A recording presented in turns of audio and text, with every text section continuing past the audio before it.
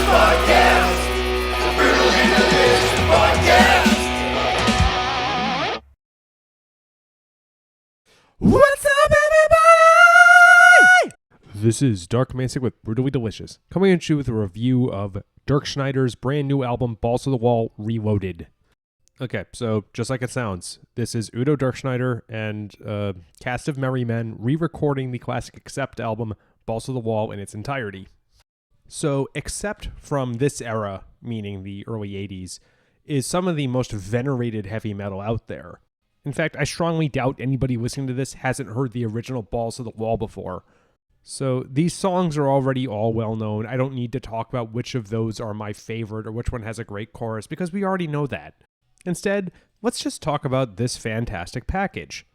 The coolest thing is that, I think with one exception, they're all in the original key, which for a singer singing that high in his 70s, wow. I think Ozzy had to tune down by the time he was 35, and that material is a lot less challenging than this stuff. What's also really cool to me is that the production is still classic, with the exception of the drums, and to me, anyway, that's the best possible thing they could have done. We don't need to hear uber-heavy chugging guitars on these tracks, but making the drums come up a bit from how they sounded in 1984 or whatever, that's a great move. And perhaps the most standout thing here is that every single track has a guest vocalist. We'll talk about some highlights, but they definitely add to it. I think Udo knew that it's hard to compete with nostalgia, so they had to make this one special. Last thing before I start talking about some standouts, the guitar solos and all of that is just different enough to keep you listening, but still very true to the original. Don't worry, you can sing along with the da da da da da da da da and Balls to the Wall. Okay, so on the classic title track, we have Joakim Brodén of SABATON. This is a really funny matchup, because stylistically, they both kind of have the, pseudo Macho Man thing going. I think Brodén is a little more self-aware of how silly it is, but it's a really good pairing.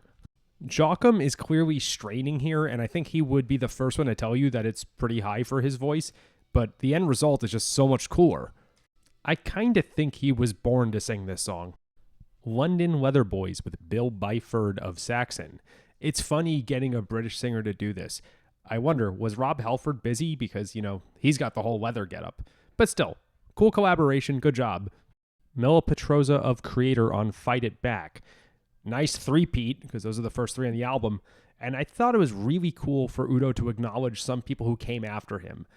Now, we already had that with Brodén, but maybe it's just in my head. I get the idea that when people lose their virginities, they stop discovering new music, and that's clearly not the case here.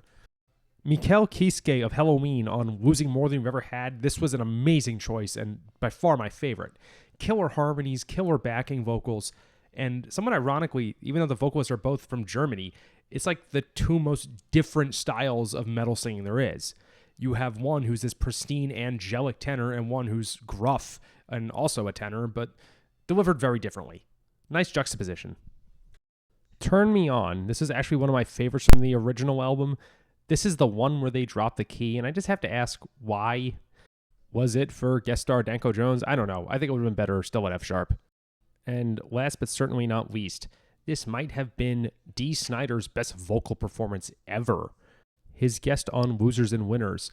You can tell he was really trying to give it his all here. He easily could have phoned it in. I mean, he's Dee Snider. He's probably collecting $1 million a year just in licensing fees. But he actually cared about this one, and it shows. Okay, so I'm often pretty skeptical of album re-records. I did like the one Exodus did, despite what most fans say, but this one was totally worth it, precisely because they didn't try to make it sound like it was recorded by John Petrucci on guitar. Instead, it almost felt like a tribute show with a bunch of guests up there. You know how Ozzy does that Ozzy and Friends thing every so often? More just like a really good celebration rather than a cash grab. Killer job with this, dudes. Thanks. Rock on.